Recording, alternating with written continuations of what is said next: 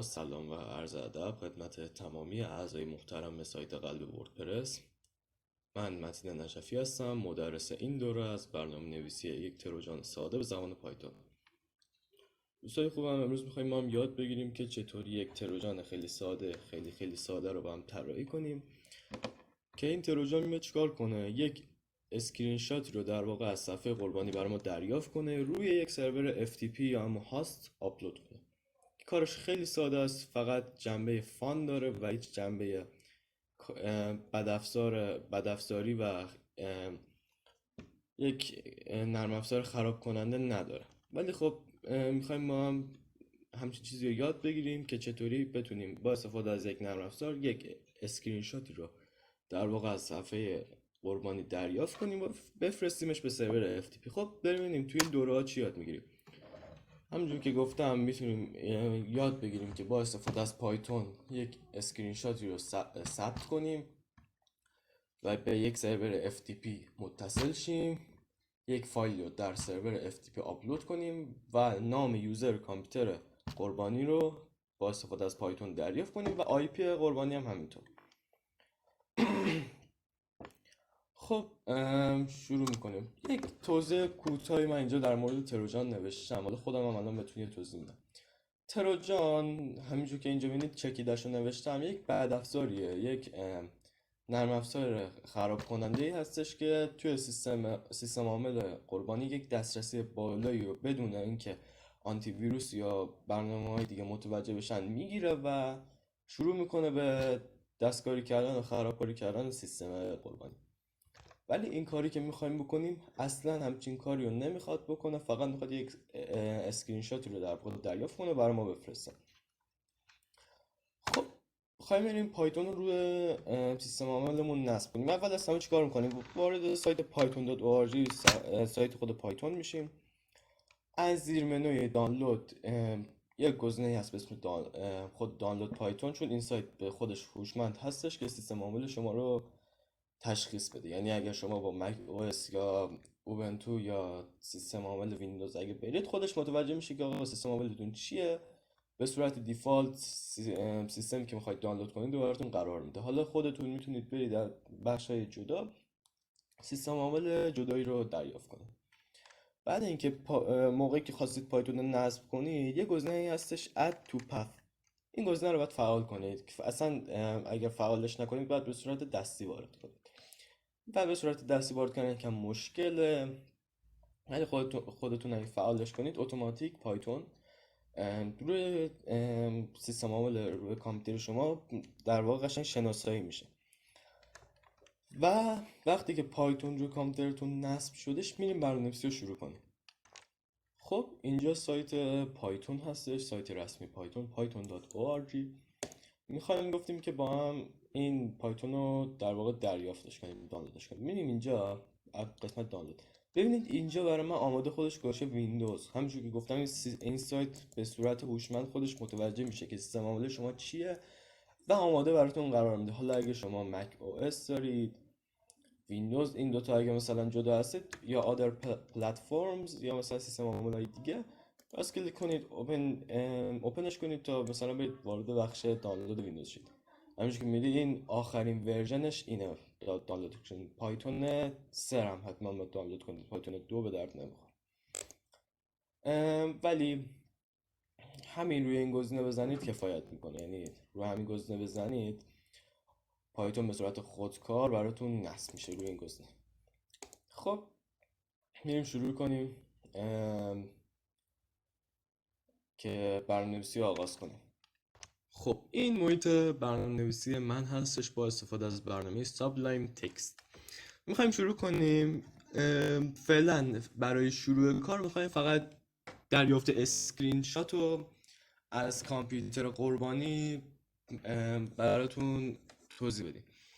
اول از همه شما باید از یک لایبرری به اسم پیلو استفاده کنید. پیلو که این لایبرری اگر میخواید نصبش کنید باید برید داخل cmd دستور pip install پیلو رو بزنید.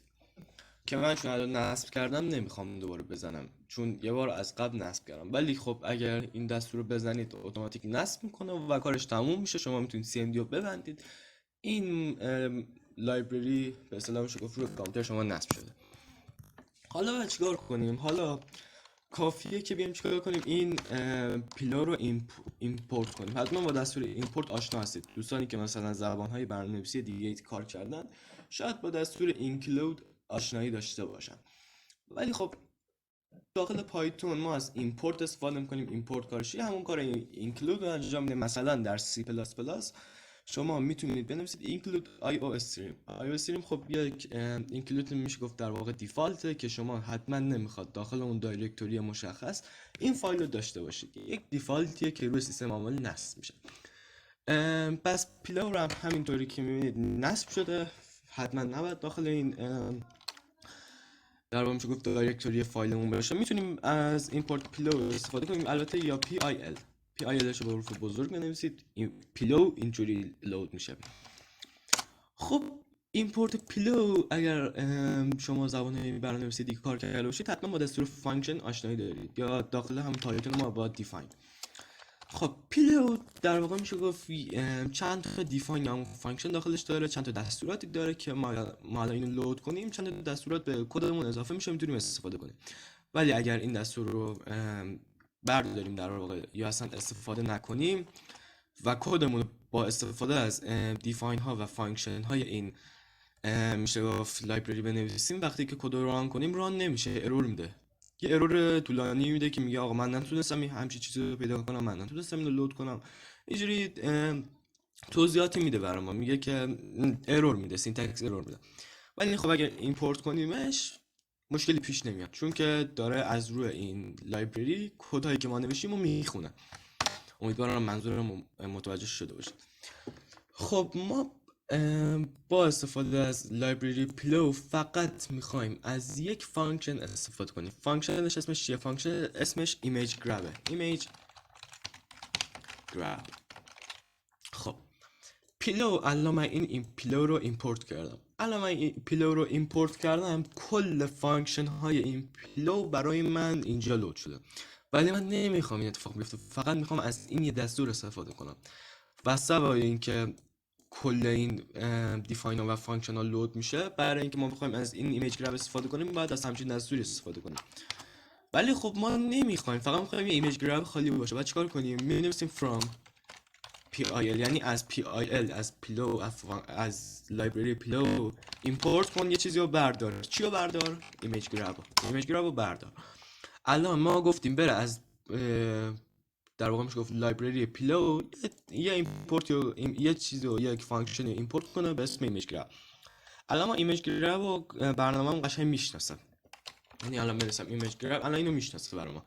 ولی اگر اینو برداریم همونجوری که گفتم ارور میده، سینتکس ارور میده، میگه که من اصلا همچین چیزی چیه، میگه من اصلا همچین چیزی رو نمیدونم، اصلا نمیدونم این چیه برای من تعریف کن. ولی اینو بزنیم این ایمیج گراب برای ما تعریف میشه، برای این برنامه تعریف میشه.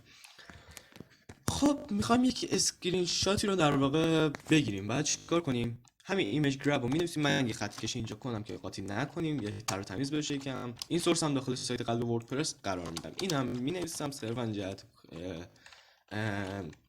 رعایت شدن کپی رایت. می‌نویسم که how to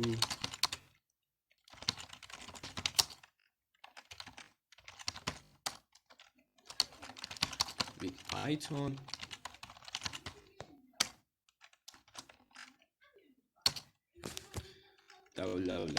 wp-hert.ir.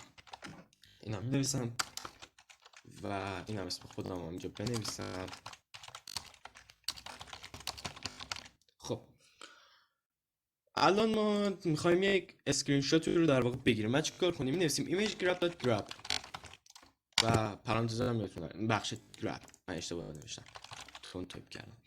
خب الان ما چیکار کردیم؟ الان گفتیم آقا بیا از لایبرری پیلو یا ایمیج گراب رو بردار، یه عکس بگیر کامپیوترم. آقا الان این اسکریپت برای من عکس گرفت.